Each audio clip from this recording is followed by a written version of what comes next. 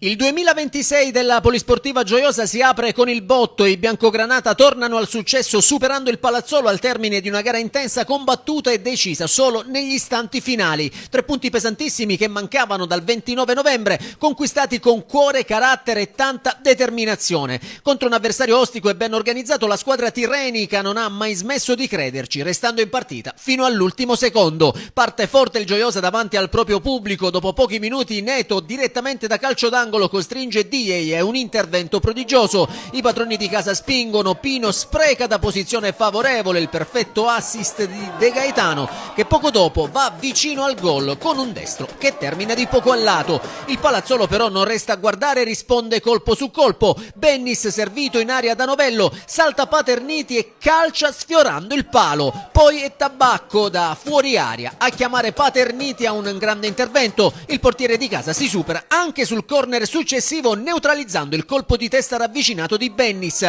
Prima dell'intervallo da segnalare l'espulsione di Mirko Silvestri sulla panchina del Gioiosa, allontanato dal direttore di gara Masciandaro di Collegno e costretto a guardare la partita da una postazione di fortuna. Nella ripresa il Gioiosa torna a prendere in mano il match. De Gaetano è il più pericoloso, prima di testa non trova lo specchio, poi viene chiuso in angolo da un attentissimo Dieye. Il portiere del Palazzolo sale in cattedra sul corner successivo, salva sul destro a colpo sicuro di Gorobsov e si ripete poco dopo sulla conclusione mancina di Calderone. Scampato il pericolo, il Palazzolo prova a costruire con le iniziative di Bennis e Sousa, ma senza trovare il guizzo decisivo. Quando il pareggio sembra ormai scritto, al 95esimo arriva l'episodio che decide la gara. Gali svetta sul cross di Gorobsov, colpisce il palo di testa, fallisce il tap-in sulla ribattuta, ma resta lucido e con una seconda zuccata ravvicinata insacca sulla sponda di Locantro, facendo esplodere il pubblico biancogranata.